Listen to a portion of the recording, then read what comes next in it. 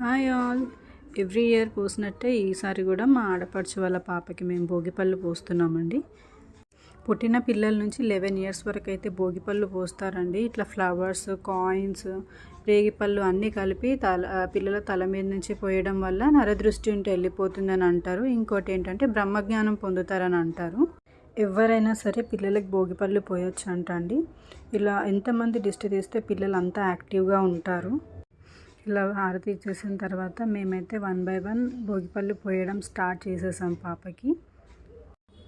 తనైతే చాలా ఎక్సైట్ అవుతుందండి పోస్తుంటే, అవన్నీ చూసుకుంటూ ఫ్లవర్స్తో ఆడుకుంటూ. ఇట్లా అందరు పెద్దవాళ్ళందరినీ పిలిచి మనం ఒకసారి భోగి రోజు చేయడం వల్ల పిల్లలకు అనేది దృష్టి అనేది వెళ్ళిపోతుంది.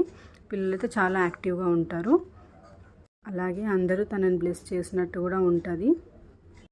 మేమైతే హ్యాపీగా ఇలాగ అందరం కలిసి భోగి ఫెస్టివల్ చేసుకుంటామండి. మీరు ఎలా చేసుకుంటారో ఒకసారి కామెంట్ చేయండి.